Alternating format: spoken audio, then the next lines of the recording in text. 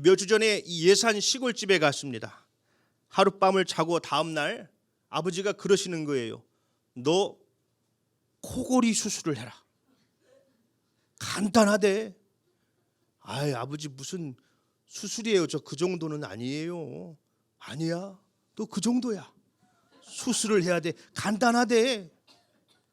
제가 밤에 코를 그렇게 골았답니다. 생각을 해보니 저와 아내는 둘이서 작은 방에서 잤고 아버지는 아이들과 거실에서 잤습니다.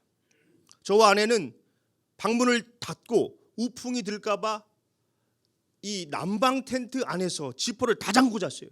그런데 제 코 고는 소리가 텐트를 뚫고 방문을 뚫고 나갔다는 겁니다. 또 생각을 해보니까 아버지는 저 거실에서 주무셨지만 제 아내는 바로 옆에서 자지 않았습니까? 또 코를 심하게 골면은 이 밀폐된 공간에서 공진 효과가 일어나요. 진동이 오거든요. 그런데도 아내는 제 옆에서 자는 거예요. 아버지는 저 거실에서 주무시면서 코골이 수술을 하라고 그러고 아내는 제 옆에서 그 진동을 느끼면서도 도망갈 수도 없어요. 지금 텐트에 갇혀가지고 깨우지도 않고 잠을 자는 겁니다. 야, 순간 아내가 나를 얼마나 사랑하나, 내가 이런 사랑을 받고 있구나. 그렇죠? 아니, 그 코골이에도 옆에서 잔다는 건 뭡니까? 사랑이 아니고서는 설명할 길이 없는 것이죠. 가까이 하는 것이 사랑입니다. 오늘 성경 말씀을 보면 하나님이 우리와 가까이 하신다 말씀하시죠. 우리 본문 말씀 7절입니다. 우리 하나님 여호와께서 우리가 그에게 기도할 때마다 우리에게 가까이 하심과 같이 그 신이 가까이 함을 얻은 큰 나라가 어디 있느냐. 하나님이 우리가 기도할 때마다 우리에게 가까이 하신다는 겁니다.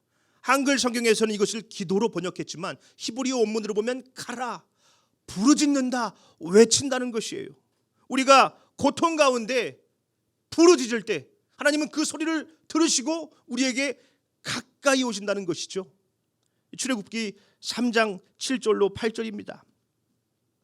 여호와께서 이르시되 내가 애굽에 있는 내 백성의 고통을 분명히 보고 그들이 그들의 감독자로 말미암아 부르짖음을 듣고 그 근심을 알고 내가 내려가서 그들을 애굽인의 손에서 건져내고 그들을 그 땅에서 인도하여 아름답고 광대한 땅, 젖과 꿀이 흐르는 땅 곧 가나안 족속, 헷 족속, 아모리 족속, 브리스 족속, 히위 족속, 여부스 족속의 지방에 데려가려 하노라. 아멘. 하나님은 우리의 고통을 분명히 보고 우리의 부르짖음을 들으시고 우리의 근심을 다 아시기 때문에 우리가 고통 가운데 있을 때 우리를 건져내시기 위해서 우리 가운데 가까이 오신다는 것이지요. 예레미야 33장 3절이죠. 너는 내게 부르짖으라. 내가 내게 응답하겠고 내가 알지 못하는 크고 은밀한 일을 내게 보이리라. 우리가 주님께 부르짖으면은 주님께서 가까이 오셔서 우리의 기도에 응답해 주시겠다는 것입니다. 모세가 대체 이런 복을 받은 사람들이 어디 있습니까? 그러는 거예요. 지금 몇 해 전에 아주 인기가 있었던 이 도깨비란 드라마가 있었죠. 저는 보지는 못했습니다. 그런데 이 도깨비 신부가 도깨비를 어떻게 부르는지는 제가 알아요. 이 도깨비라고 해서 여러분들이 생각하는 뿔이 나고 방망이 들고 있는 그런 도깨비가 아닙니다. 아주 잘생기고 예쁜 연예인을 그냥 도깨비라고 하더라고요. 전혀 도깨비 같지 않아요. 이 도깨비 신부라는 여자가 불을 끄면은 도깨비가 어김없이 나타납니다. 촛불을 끄든지 담배불을 끄든지 라이터 불을 꺼도 어김없이 나타납니다. 거기가 도서관이건 바닥은 외국에 있더라도 막 도깨비가 나타나요. 그 여자가 묻는 거예요. 왜 당신은 자꾸 내 앞에 나타나냐고. 네가 내 신부기 때문에 나타난다는 것입니다. 여러분, 왜 하나님은 우리가 기도할 때마다 왜 우리에게 가까이 오십니까? 우리가 하나님의 자녀고 우리 석현이가 하나님의 자녀요, 예수님의 신부기 때문이죠. 아이가 울고 있으면은 그 부모가 곧장 달려가 가지고 애를 달래줘. 왜 울어? 뭐 문제 있어? 그리고 아이의 필요를 채워줍니다. 하나님의 자녀인 우리가 부르짖어도 하나님은 곧장 우리에게 오셔서 그 소리를 듣고 우리를 돌봐 주신다는 것이지요. 시편 139편 8절로 10절입니다. 내가 하늘에 올라갈지라도 거기 계시며 수월에 내 자리를 펼지라도 거기 계시니이다. 내가 새벽 날개를 치며 바다 끝에 가서 거주할지라도 거기서도 주의 손이 나를 인도하시며 주의 오른손이 나를 붙드시리이다. 아멘. 내가 하늘에 올라갈지라도, 스올은 땅속이에요. 땅속에 있을지라도, 바다 끝에 가 있을지라도 거기서도 주님이 나를 인도하시고 그 오른손으로 나를 붙들어 주신다는 것입니다. 그러니 모세의 말이 이해가 되죠. 이렇게 큰 복을 받은 사람들이 대체 어디 있습니까? 하나님은 그렇게 큰 복을 받은 민족에게 무엇을 주셨습니까? 규례와 법도를 주셨죠. 모세는 하나님이 이 율법을 주신 목적을 분명히 밝힙니다. 우리 신명기 4장 5절입니다. 내가 나의 하나님 여호와께서 명령하신 대로 규례와 법도를 너희에게 가르쳤나니 이는 너희가 들어가서 기업으로 차지할 땅에서 그대로 행하게 하려 함인즉. 기업으로 차지할 땅에서 그대로 행하게 하기 위해서 말씀을 주셨다는 것이죠. 이 말씀을 듣고 읽고 쓰고 거기서 끝나는 것이 아니라 삶으로 살아내야 된다는 것입니다. 그런데 이게 말이 쉽지요. 말씀을 살아내는 게 보통 부담스러운 게 아닙니다. 하라는 거는 왜 이렇게 많고 하지 말라는 건 더 많아요. 그러다 보니 사람들은 이 하나님의 명령과 규례를 마치 나를 구속하고 억압하는 그런 장치로 생각할 때가 있어요. 왜 이렇게까지 해야 되는데? 누구 좋으라고 내가 다 그러고 살아야 돼? 그냥 좀 어려울 때나 도와주시면 되지 뭘 그렇게 요구하시는 게 많아. 그런데 그것은 오해입니다. 하나님은 우리를 억압하기 위해서 말씀을 주신 게 아니지요. 우리를 행복하게 하기 위해서 말씀을 주셨어요. 신명기 10장 13절 말씀입니다. 우리 함께 읽어볼까요? 시작. 내가 오늘 내 행복을 위하여 내게 명하는 여호와의 명령과 규례를 지킬 것이 아니냐. 아멘. 주님의 명령과 규례를 지키는 것이 누구를 위한 거라는 겁니까? 내 행복을 위하여. 우리의 행복을 위해서 하나님이 말씀을 주셨다는 것이지요. 우리가 이 말씀을 행하며 살아갈 때 참 행복을 누릴 수가 있다는 것이죠. 그래서 시편 기자는 복 있는 사람을 어떤 사람이라 합니까? 시편 1편 1절로 2절이지요. 복 있는 사람은 악인들의 꾀를 따르지 아니하며 죄인들의 길에 서지 아니하며 오만한 자들의 자리에 앉지 아니하고 오직 여호와의 율법을 즐거워하여 그의 율법을 주야로 묵상하는도다. 아멘. 복 있는 사람은 주님의 말씀을 주야로 묵상하며 그 말씀에 명령하는 대로 행하며 산다는 거예요. 여러분, 이 자동차가 어찌 빨리 달릴 수 있습니까? 브레이크 때문입니다. 아무리 엔진 출력이 좋은 차라 할지라도 브레이크가 없으면 뭔 소용이 있어요? 브레이크는 차를 성가시게 하는 게 아니죠. 왜 자꾸 멈추라고 그래? 차를 더 잘 달릴 수 있도록 도와주는 안전장치죠. 말씀도 마찬가지입니다. 우리의 삶을 성가시게 하는 게 아니에요. 뭐 이렇게 하지 말라는 게 많아. 더 아름답고 더 행복하게 살아갈 수 있도록 해주는 은혜의 장치지요.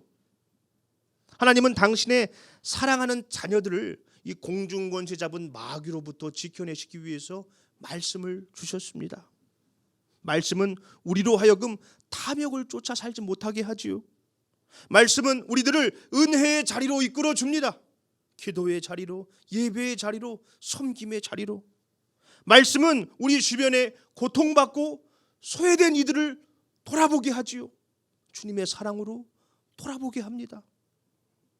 그런데 이 말씀을 멀리하고 이 세상 풍조를 따라서 뭐 좋은 게 좋은 거지 뭐 남들도 다 그러고 사니까 그러고 세상 흘러가는 대로 탐욕조차 쾌락조차 산다면은 어떻게 되겠습니까? 계시록 3장 1절 하반절입니다. 이 사대교회에게 경고하는 메시지죠. 내가 내 행위를 아노니 내가 살았다 하는 이름은 가졌으나 죽은 자로다. 말씀을 멀리하고 살아가면은 살아있는 것 같기는 하지만은 실상은 죽은 것 같다는 겁니다. 그래서 오늘 본문 말씀 4절에서 모세가 뭐라고 합니까? 우리 신명기 4장 4절이죠. 오직 너희 하나님 여호와께 붙어 떠나지 않은 너희는 오늘까지 다 생존하였느니라. 자, 모세는 광야에서 주님의 말씀을 멀리하고 우상을 쫓고 쾌락을 쫓았던 자들은 다 죽고 누구만 살아남았다는 거예요? 하나님께 붙어서 떠나지 않은 자들만 살았다는 것입니다. 자, 붙어서 떠나지 않았다는 게 무슨 뜻일까요? 하나님의 말씀을 지키며 사는 것이 때로는 버겁고 힘들어도 어떻게든 말씀을 쫓아 살기 위해서 이 말씀을 붙들고 늘어지는 거예요. 아무리 바쁘고 경황이 없어도 마음의 여유가 없어도 억지로라도 말씀을 그냥 붙들고 있는 겁니다. 때로는 이해가 안 되고 무슨 말인지 모를 때도 있고 답답할 때도 있어요. 그럴 때는 일단 그냥 넘어가는 거예요. 시험 문제를 풀다가 모르는 게 나오면 어떡해요? 일단 넘어가야죠. 그거 붙들고 있다가 시간 다 지나서 시험 망치면 어떡합니까? 말씀 생활도 그런 것 같아요. 묵상을 하다 보면은 모르는 게 나오고 이해가 되지도 않고 그러면 일단 넘어가요. 그러다가 또 아는 말씀 만나면 얼마나 반갑습니까? 너무 반갑다 보니까 또 배경음악까지 깔려주고 너무 감사합니다. 그렇게 어떻게든 말씀을 붙들고 기도하면 주님이 우리에게 가까이 오셔서 그 말씀을 깨닫게 하시고 그 말씀을 살아낼 수 있는 믿음과 지혜와 은혜를 주신다는 것 아닙니까? 그렇습니다. 하나님은 당신의 사랑하는 자녀들을 지키시기 위해서 말씀을 주셨어요. 그 말씀을 살아낼 수 있도록 우리가 기도할 때마다 가까이 오십니다. 그러니 이런 복을 받은 사람들이 대체 어디 있냐는 거예요.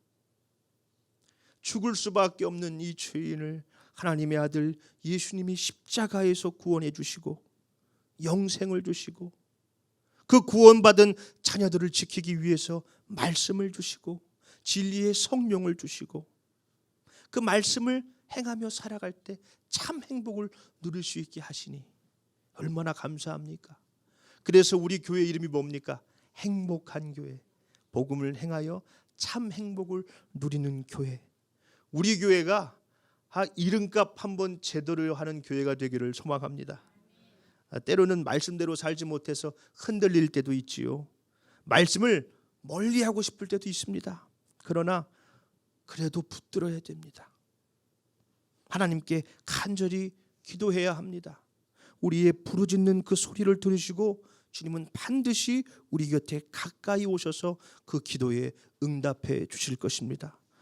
그러니 이런 복을 받은 사람이 대체 어디 있어요? 그래서 모세가 신명기 33장 29절에서 이렇게까지 말해요. 우리 이 말씀 같이 읽어볼까요? 시작. 이스라엘이여 너는 행복한 사람이로다. 여호와의 구원을 너같이 얻은 백성이 누구냐? 그는 너를 돕는 방패시오 내 영광의 칼이시로다. 내 대적이 내게 복종하리니 내가 그들의 높은 곳을 밟으리로다. 아멘. 모세도 그냥 생각을 해봐라. 대체 니들처럼 복받은 사람들이 어딨냐. 그렇죠. 우리 교회는 참 행복한 교회, 행복한 사람들입니다. 하나님의 사랑과 돌봄을 이렇게까지 받고 있으니 말이죠. 그러니 이제 우리가 어떻게 해야 합니까? 주님이 주신 말씀을 늘 가까이 하며 그 말씀을 지켜 행하기 위해서 애써야 합니다.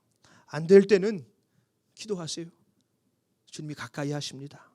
말씀을 살아낼 수 있는 믿음과 은혜를 주십니다. 그렇게 우리 교회가 복음을 행하여 참 행복을 누리며 이 복음을 전하는 행복한 교회, 이름값 하는 교회가 되기를 예수님의 이름으로 축원합니다. 아멘.